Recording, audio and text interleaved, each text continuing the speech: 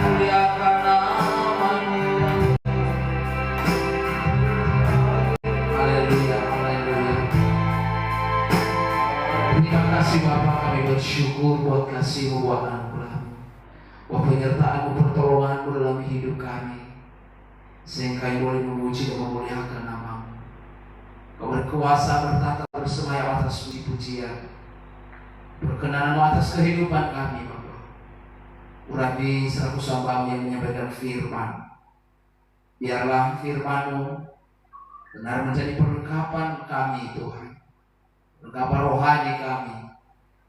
Kami percaya berkati kami semua, umat-umat yang ada di sini Tuhan berkati secara luar biasa.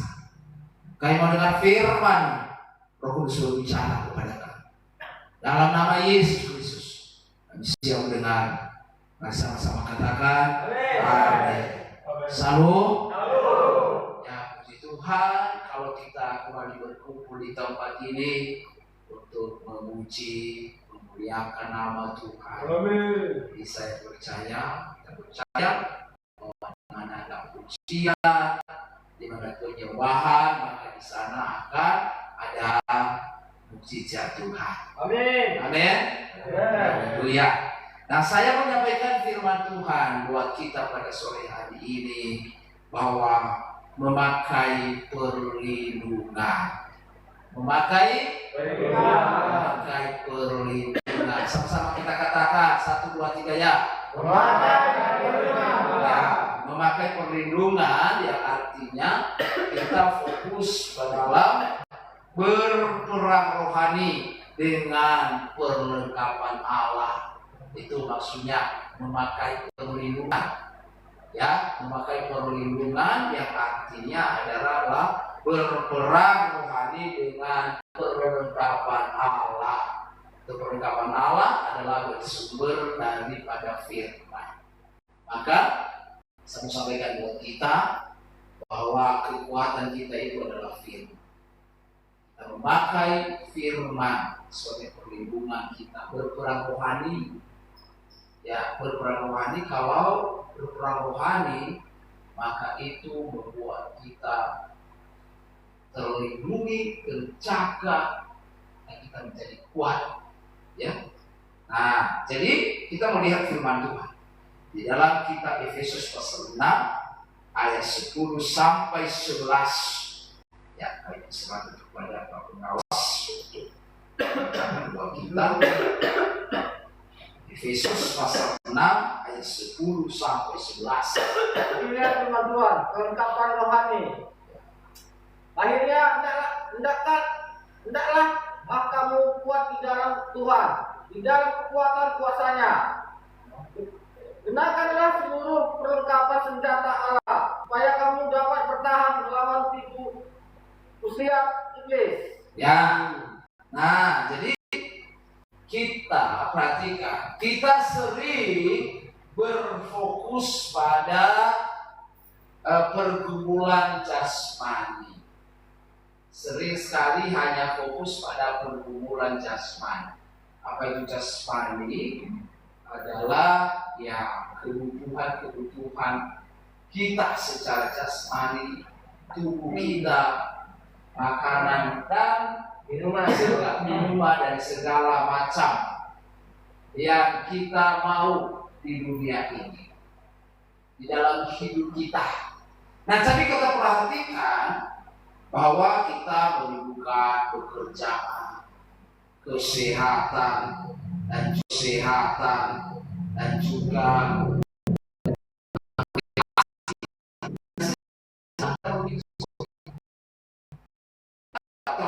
Tuhan bahwa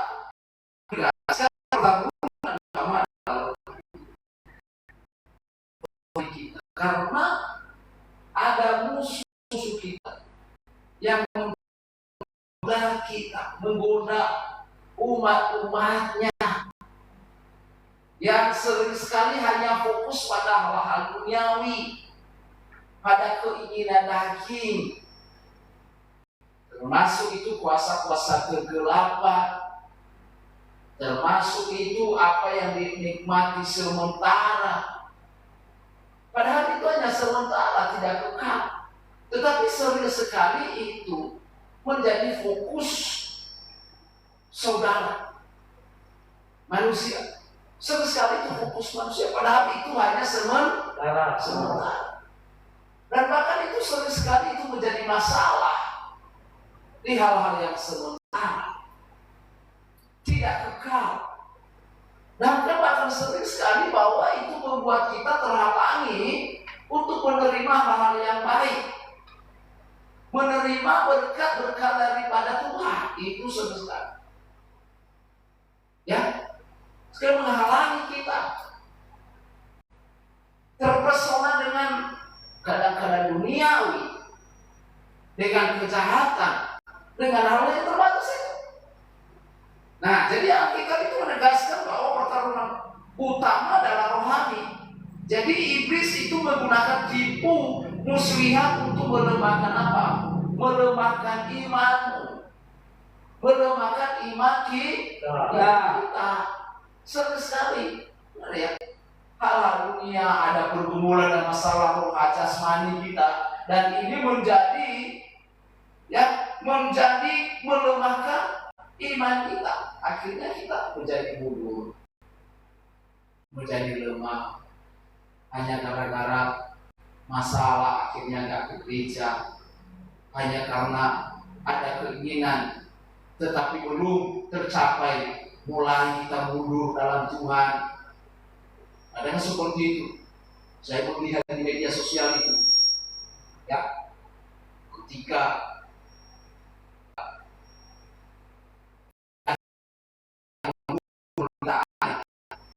yang membeli motor tapi tidak dipenuhi oleh orang tuanya, dia berantem sama bapaknya, berantem sama ayahnya, dia hancurin semua. Bahkan ada saya lihat ketika dia tidak dipenuhi permintaannya, dia bakar rumah, dia minum tua. Itu dia. Coba, siapa yang rugi kalau dibakar rumahnya? Dia tulis semua barang-barang, makin dipenuhi permintaannya. Enggak mungkin, makin hancur pada hidupnya. Walaupun dia anak ayahnya, tapi bisa dipercaya, disuruh polisi untuk menangkap, makin hancur hidupnya. Itu. Jadi sering sekali karena keinginan kita menghancurkan kita, nggak dipenuhi, akhirnya mulai kita menjauh dari Tuhan.